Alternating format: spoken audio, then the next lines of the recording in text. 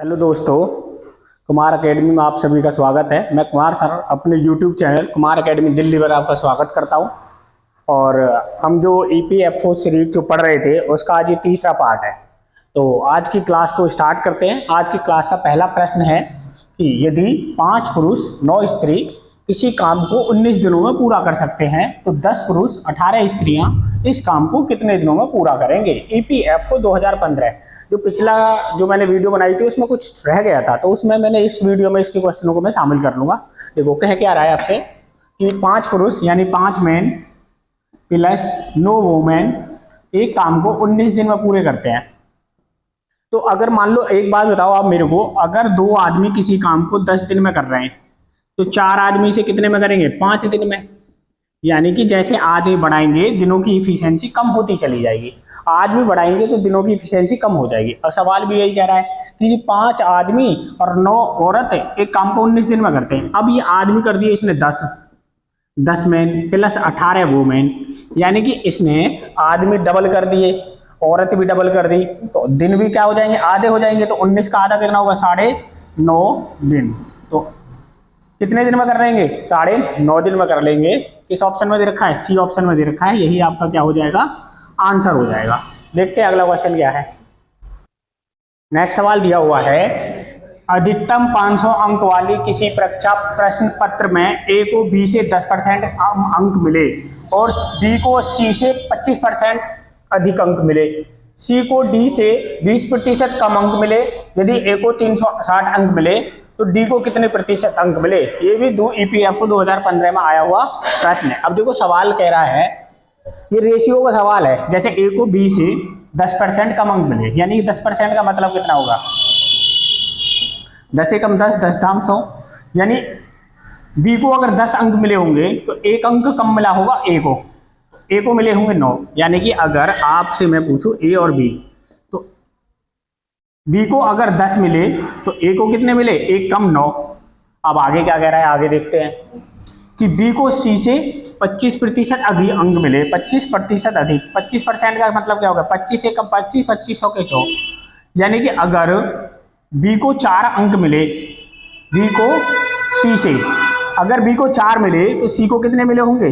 1 ज़्यादा 5, यानी B और अनुपात C देखें तो 5 और 4, B को C से 25% अधिक अंक मिले। C से अगर 4 मिले C को तो B को मिले होंगे 5। ठीक है जी, 4। अब आगे कह रहा है C को D से 20% कम अंक मिले, C को D से 20% कम अंक मिले, 20% कम, 20 से कम 20, 20 पंजे 100। अगर C को 5, C को मिले 5, D को मिले 5 तो इसको 1 कम मिलेगा, यानी 4। C अनुपात D, ये 4 और ये 5, इस 5 से ये 5 कट गया और इस 4 से ये 4 कट गया, बचा रेशियो 9 और 10 का। यानी कि A का रेशियो 9 और D का रेशियो 10। डायरेक्ट हम सवाल को कर सकते थे। देखो A और अगर D निकालना हो तो डायरेक्ट ये देख लो, 4 से 4 कट गया, 5 से 5 कट गया, तो A और D का रेशियो निकल के आ जाएगा 9 और 10। अब सवाल बोल रहा है कि 9 A को कितने नंबर मिले हैं? A को मिले हैं 360। इसका कितने गुना है? 40 गुना। तो 40 के गुना अगर यहां कर दें तो आप कहोगे जी D को मिले 400। D को मिले 400 और कितने में से मिले हैं? नीचे तक आ रहा है,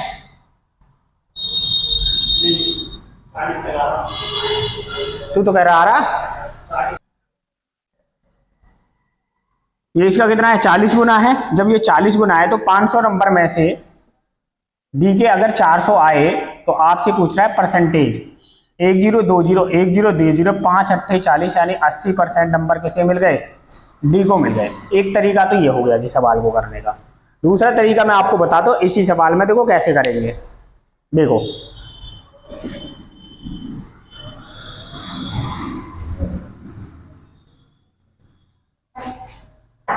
पहले ABC का रेशियो निकाल लेंगे, A अनुपात B। A को B से 10% नंबर कम मिले, B को 10 तो A को 9। B को C से 25% अधिक मिले, B को C से 25% अधिक, मतलब 4 अगर सी को मिले 4 तो बी को मिले 5। अब इनका रेशियो निकाल लो। 9 पंजे 45, 10 पंजे 50, 10 चौक 40। अब कह रहा है कि आगे सी को डी से 20% कम मिले, सी को डी से कम मिले, यहाँ डी, और 20% का मतलब अगर इसे मिले 5 तो इसे मिले होंगे 4। अब इनका भी रेशियो निकाल लेते हैं। देखो 45 चौक 180, 10 चौक 140, 4 चौक 16 160, 4 पंजे 20। हाँ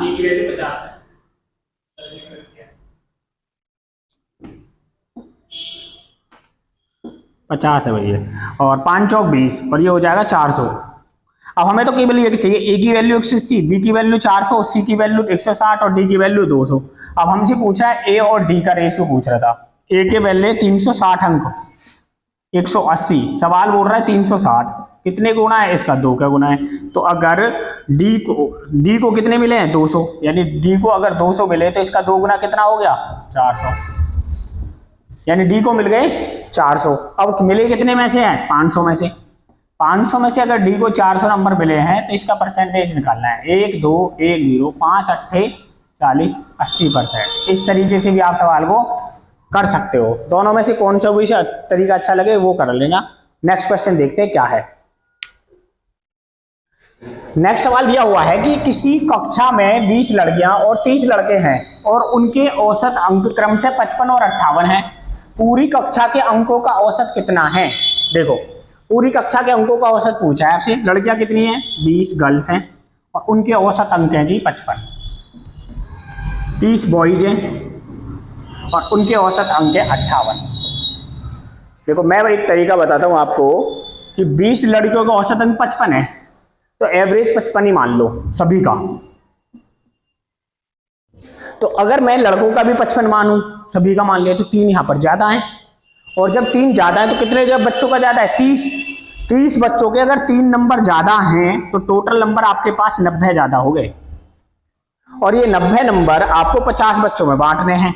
अगर 50 बच्चों में बांटोगे तो 50 से कम 50 पॉइंट लगा लिया, 40 बचे, 5 अट्ठे 40, यानी कि 1.8 ज्यादा हो गया जो आपको सभी में बांटने पड़ेंगे। तो ये 1.8 को यहाँ जोड़ देंगे तो कितना हो गया 56.8। ये तो हो गया सवाल को करने का आपका बेस्ट तरीका है एग्जाम में करने का। अब देखो इसको वैसे भी करना चाहो तो आप वैसे भी कर सकते हो कि 20 लड़के हैं और उनके औसत अंक 55 है प्लस 30 लड़के हैं उनके औसत अंक 58 है और टोटल कितने हैं 30 और 20 50।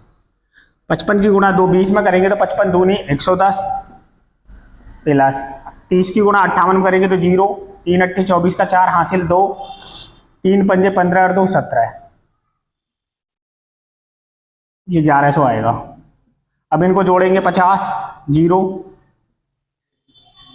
4, 7 और 1 8, 1 और 1 2, और अभी से कितने से डिवाइड करना है 50 से। 1 0 से 1 0 कैंसिल, 5 पंजे 25, 3 बचे 34 हो गए, 5 छंग 30, 4 बचे, 5 अट्ठे 40। तब भी आपका यही आएगा। ये क्या है आपको आसान तरीका है, आप इस तरीके से सवाल को विद इन सेकेंड में कर सकते हैं। तो इस सवाल का उत्तर आपका कितना है 58.8। दोनों में से जो भी तरीका आपको अच्छा लगे उससे कर सकते हैं। नेक्स्ट सवाल देखते हैं क्या है। नेक्स्ट सवाल दिया हुआ है किसी बेलनाकार बंद टंकी में 36 पाई घन मीटर जल है और यह अपनी क्षमता की आधी भरी है। जब बेलनाकार टंकी को समतल भूमि पर इसके वृत्ताकार आधार पर खड़ा किया जाता है तो टंकी में जल की ऊंचाई 4 मीटर होती है, लेकिन जब टंकी को इसके पार्श्व पर रखा जाता है तो भूमि से ऊपर जल पृष्ठ की ऊंचाई क्या होगी। EPFO 2015 का आया हुआ प्रश्न है। देखो एक बेलनाकार टंकी है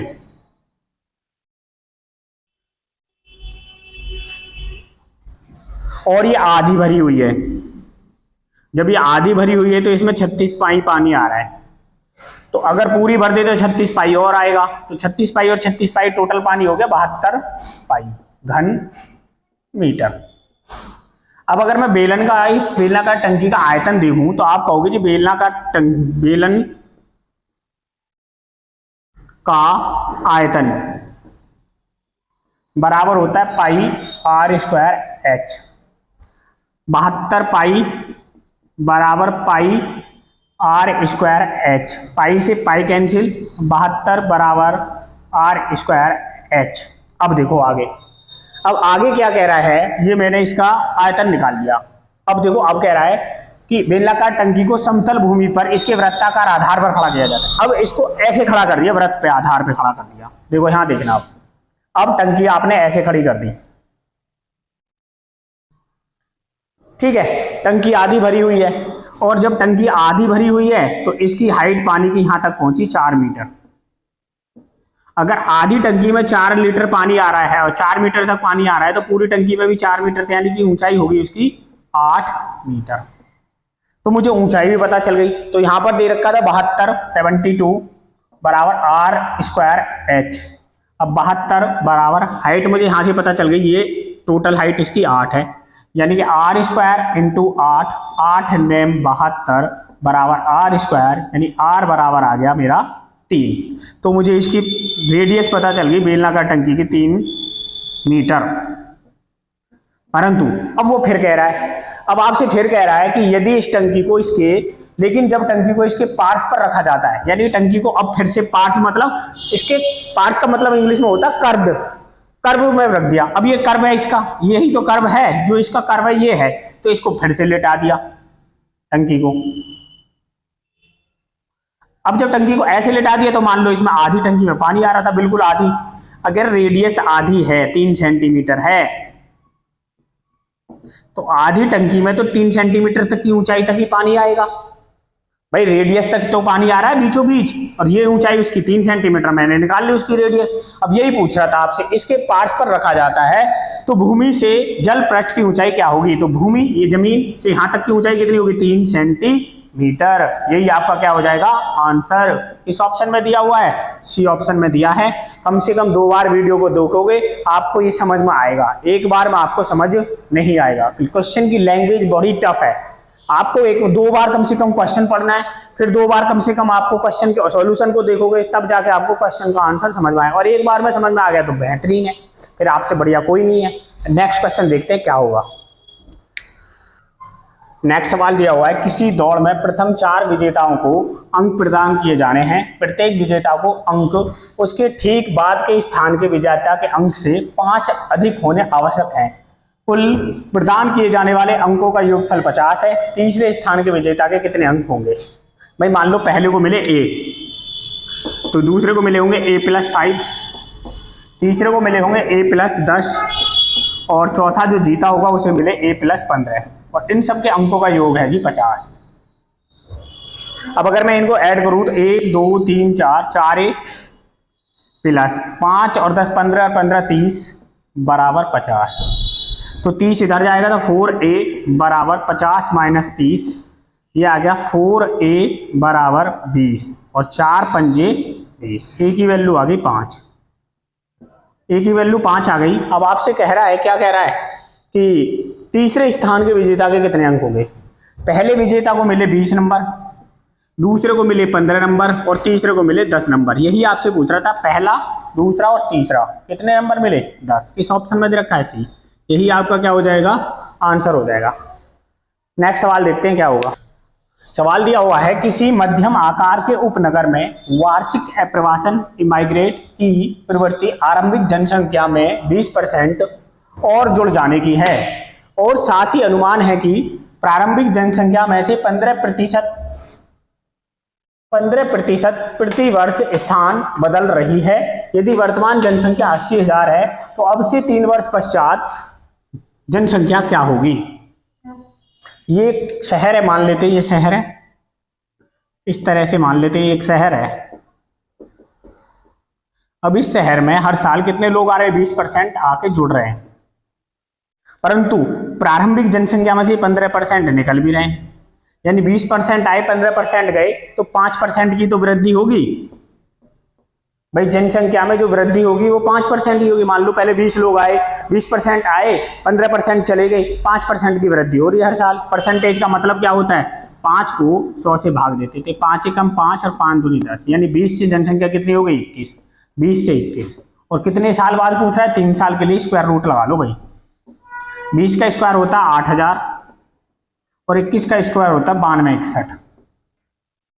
परंतु वो जनसंख्या बोल रहा है 8,000 ना होगा 80,000 है, तो एक जीरो इधर चिपका देते हैं, एक जीरो इधर चिपका देते हैं, तो आपका आंसर आ जाएगा 3 साल बाद संभावित जो जनसंख्या होगी 92,610 होगी। किस ऑप्शन में है? डी ऑप्शन में दे रखी है, यही आपका क्या होगा? आंसर होगा। नेक्स्ट सवाल देखते हैं क्या होगा। सवाल दिया हुआ है कि R1 और R2 त्रिज्याओं, जिसमें R1 छोटी है R2 से, के दो वृत्त हैं। बड़े वृत्त का क्षेत्रफल 693/2 सेंटीमीटर स्क्वायर है। उनकी परिधियों का अंतर, परिधि मतलब डायमीटर, सरकमफ्रेंस का अंतर 22 सेंटीमीटर है। दोनों वृत्तों के व्यास का योगफल क्या होगा? व्यास मतलब डायमीटर,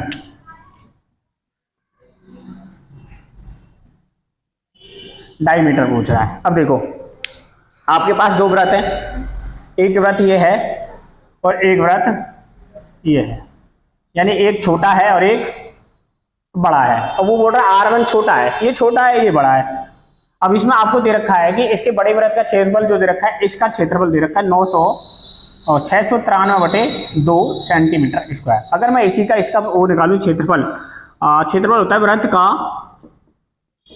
क्षेत्रफल बराबर होता है पाई R स्क्वायर। अब यहां पर दे रखा है 693/2 बराबर 22/7 गुणा R स्क्वायर। 11 दूनी 22 और 11 से कट गया, 11 छक्के 66, 11 की 33। अब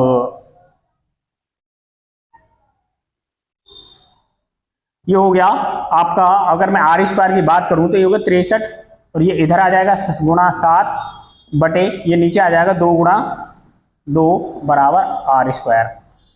तो 63 कितने का वो स्क्वायर है? 63 को मैं लिख सकता हूँ 9 सत्ते 63, तो इधर एक बार इधर आ जाते हैं। R बराबर लिख सकते हैं अंडर रूट, इसकी 9 7 63 नहीं कर रहा मैं, 9 गुणा 7 गुणा 7 कर देता हूं, बटे 2 गुणा 2 यानी कि 2 गुणा 2। अब देखो 9 कितने का वर्ग है? 3 का। 7 बाहर आ गया, इन दोनों में से एक बाहर आ गया 2, और ये हो गया आपका R। 7 या 21, 21 को अगर 2 से डिवाइड करेंगे तो रेडियस आ गई 10.5, तो इसकी रेडियस आ गई आपकी 10.5 सेंटीमीटर। इसकी रेडियस 10.5 सेंटीमीटर है, तो व्यास कितना हो जाएगा?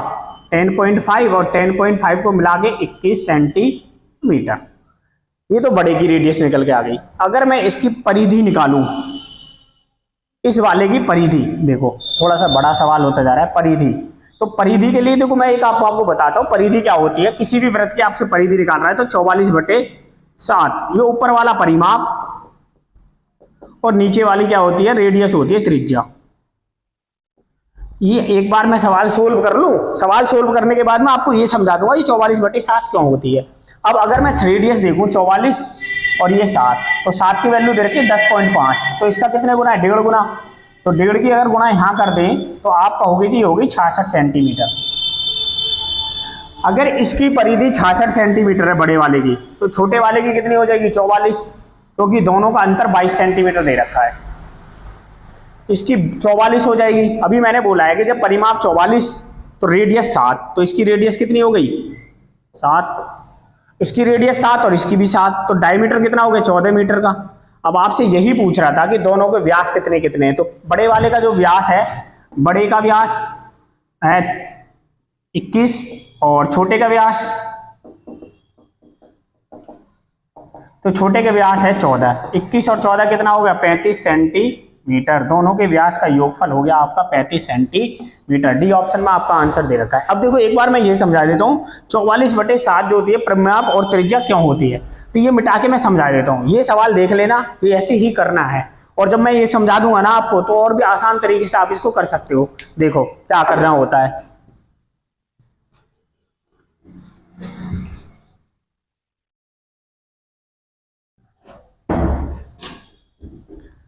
आपके पास दो सर्कल हैं, एक छोटा था एक बड़ा था। इसकी रेडियस थी 10.5 और इसकी रेडियस थी 7।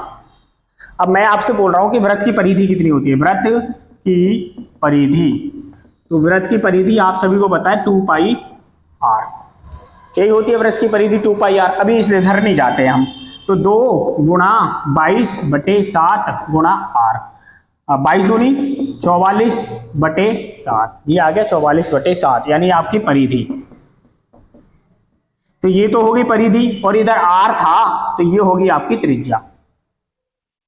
अब देखो, अब इस सवाल को मैं कर देता हूं, यहीं से कर देता हूं। देखो अब मैं ऐसे, अगर मुझे पता होता है कि रेडियस इतनी है तो मैं क्या करता, 44/7 रेडियस दे रखी है 10.5, तो इसका 1.5 गुना था। 1.5 अगर यहां रखेंगे तो कितना हो गया, 66।